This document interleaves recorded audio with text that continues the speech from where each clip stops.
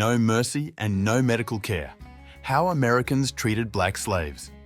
Greetings. Today we are going to talk about what black slaves in the United States had to endure and how they were abused by slave owners.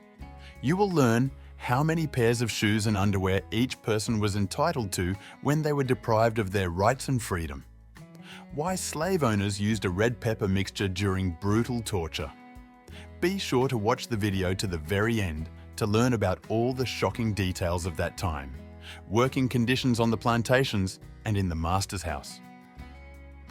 Let's first understand the working conditions of Africans on the American continent. They were not just hard. Year after year, black slaves faced more and more innovations. Even US legislation could not prevent all this.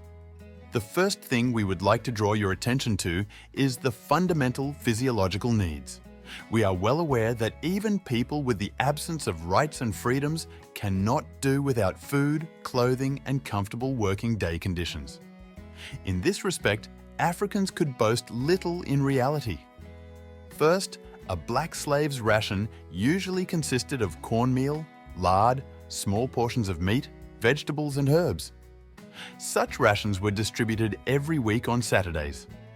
The Africans clearly lacked food because they had to work hard and hard. Only a few people could count on a varied diet who behaved better and more responsibly than others.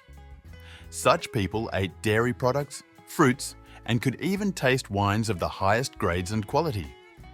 Secondly, the so-called closet consisted of only one pair of shoes and 3 items of underwear.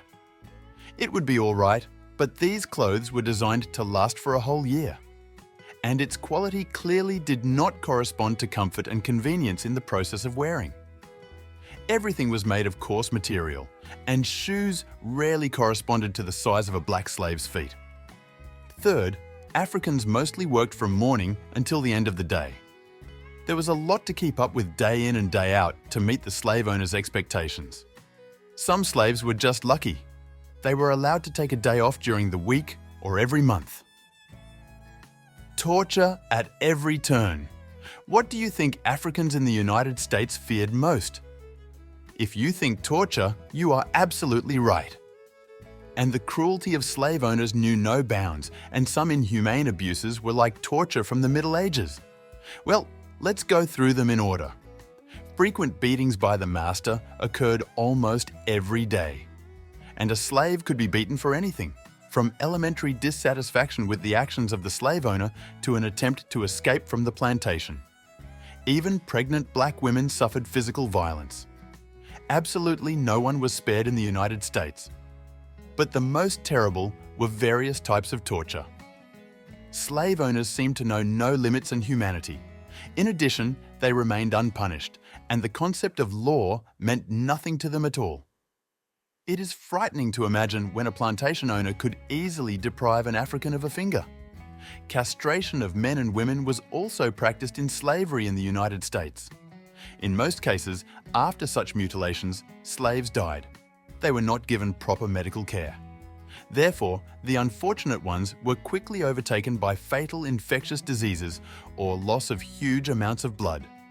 Beatings with whips and other objects.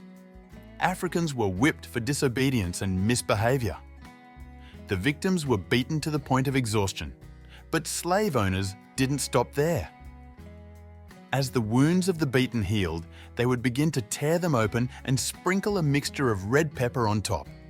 In some cases, turpentine and even brick crumbs were used, which were mixed with lard beforehand. It is unreal to imagine the agony that men, women, and children experienced.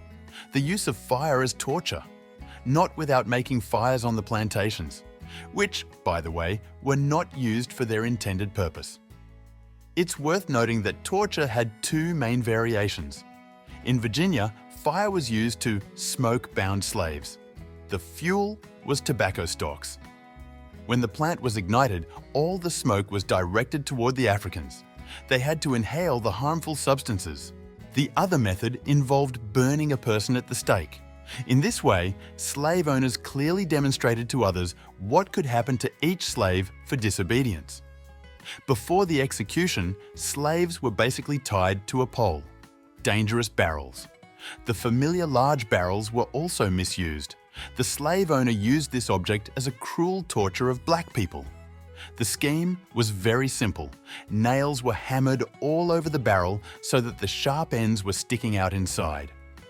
The guilty slave was then placed inside and rolled down the slope, chained together. Long chains were used as torture throughout the period of slavery in the United States.